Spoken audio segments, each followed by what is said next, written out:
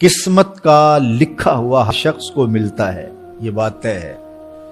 مجھے اور آپ کو وہی مل رہا ہے جو ہماری قسمت میں لکھا ہے، اس سے ایک حبہ بھی، ایک دانہ بھی کم نہیں ملے گا اور ایک زیادہ نہیں ملے گا۔ صحیح حدیث ہے، بخاری کی دیگر کتب حدیث میں موجود ہے، جب بچہ شکم مادر میں 120 دن کا ہوتا ہے تو 4 ماہ کا جب بچہ شکم مادر میں ہوتا ہے تو اس کی روح پھونکی جاتی ہے، تو فرشتہ آ کے اس کی عمر بھی لکھ جاتا ہے، اس کا شقی و سعید ہونا بھی لکھ جاتا ہے اور اس کا رزق بھی لکھ جاتا ہے۔ تو رزق جو لکھا گیا وہ ہمیں ملے گا، اور جب جب ملنا ہے تب تب ملے گا۔ جو لکھا گیا ہے وہ بہر صورت ہمیں حاصل ہوگا۔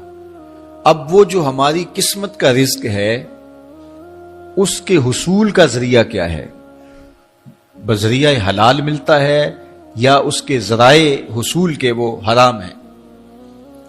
تو یہ اللہ کے ذکر کو چھوڑنے کی سزا یہ ہے کہ ملا وہی جو قسمت کا تھا، لیکن دولت عثمان نہ ملی، دولت قارون ملی۔ لکھا جو تھا، مقسوم تھا، ملا وہی، ایک دانہ بھی زیادہ نہیں ملا اور ایک دانہ بھی کم نہیں ملا، لیکن اس کی سزا کاٹنی پڑے گی اس لیے کہ حصول کے ذرائع حرام تھے۔ تو حضرت اکرمہ رضی اللہ تعالیٰ عنہ فرماتے ہیں کسبن حرامن، تو معیشت تنگ کیسے ہوتی ہے؟ بندہ کہتا ہے کہ یہ تو بڑا کما رہا ہے لیکن کما بذریعہ حرام رہا ہے۔ اللہ اکبر۔ بعض اوقات کچھ لوگ محنت کر کے بھی حرام کماتے ہیں۔ ہم نے دیکھا کہ اس گرمی میں جو لوگ مزدوری کرتے ہیں اور بالخصوص لوہے کی بھٹی پہ جو کام کرنے والے ہیں، کتنا سخت کام ہے، لیکن وہاں بھی جو ہے وہ چاہے 15-20 منٹ جو ہے وہ خیانت کر کے اپنے اس رزق کو حرام بنا لیں اور ناجائز کر لیں، اتنی مشقت کے باوجود بھی۔ کیتی کتری پئی کھو محمد پھر سکہ بنیا زردہ۔ تو ایک سودا ایسے بھی بک جاتا اگر 2 منٹ گاہک کو دیتا، لیکن جھوٹی قسم کھا لی اور وہ لے کے چلا گیا، سودا تو بک گیا لیکن ذریعہ اس کا حرام ہو گیا۔ یہ ذرا دیکھیے، جھوٹی قسم کھانے والے کو اللہ نظر رحمت سے بھی نہیں دیکھے، اتنی بڑی سزا ہے اس کی۔ اور نہ بکتا کوئی اور آ کے لے جاتا، جو قسمت میں لکھا ہے وہ تو آپ کا ہر صورت میں ہوگا، لیکن کچھ لوگوں کو اللہ کے ذکر کو چھوڑنے کا نتیجہ یہ ملتا ہے کہ پھر وہ ان کے ذرائع آمدنی جو ہوتے ہیں، محنت کے باوجود بھی کسب حرام ہو جاتا ہے کسی نہ کسی وجہ سے۔ کئی لوگ دودھ اکٹھا کرتے رہتے ہیں، آخر میں ایک قطرہ پیشاب کا ڈال دیتے ہیں۔ سادہ مثال آپ کے سامنے رکھ، کتنی محنت سے وہ کیا تھا، تو اپنی ساری محنت کو ضائع کر دیتے اور حرام کا ٹانکا لگا دیتے، ایک قطرے سے وہ سارا ضائع کر بیٹھتے۔ تو یہ اللہ کے ذکر سے منہ موڑنے کا نتیجہ ہے۔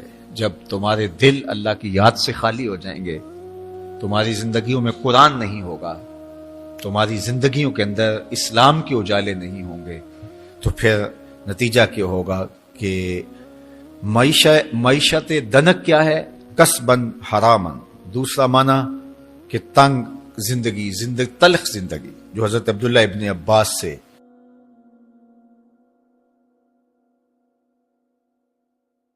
یہ امت خلیفہ بلا فصل، خلیفہ اول، امیر المومنین حضرت سیدنا ابو بکر صدیق رضی اللہ تعالیٰ عنہ کی مرہون منت ہے، ان کی احسان مند ہے۔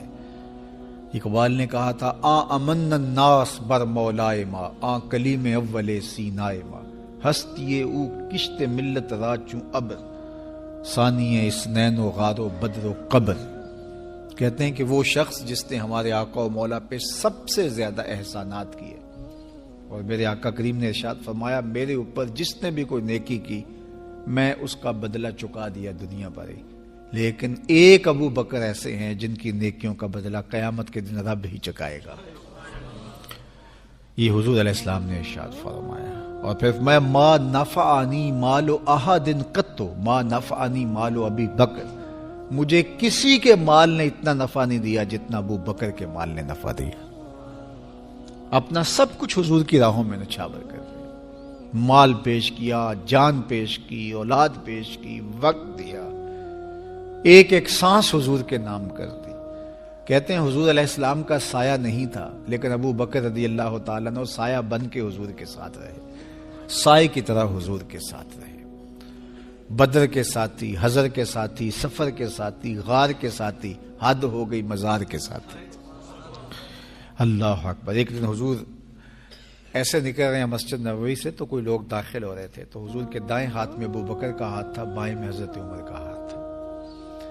تو حضور ایسے دونوں کے ہاتھ پکڑ کے باہر نکل رہے تھے، تو کسی کو اندر آتے دیکھا تو اس کو دیکھ کر کے کہا قیامت کے دن ہم قبروں سے یوں ہی اٹھائے جائیں گے. میرے دائیں ہاتھ میں ابو بکر کا ہاتھ ہوگا، بائیں ہاتھ میں عمر کا ہاتھ ہوگا. اللہ اکبر. سیدہ کہول اہل الجنہ، جنت کے بوڑھوں کا سردار کہا. ابو بکر فی الجنہ، جنت کی بشارت دی. عشرہ مبشرہ میں سے پہلا نام حضرت ابو بکر رضی اللہ تعالیٰ عنہ کا ہے. فرمایا میرے 2 وزیر آسمان پہ ہیں، 2 وزیر زمین پہ ہیں. آسمان پہ میرے 2 وزیروں کا نام جبرائیل و میکائیل ہے، اور زمین پہ اوپر میرے 2 جو وزیر ہیں، ایک کا نام ابو بکر ہے، ایک کا نام عمر ہے.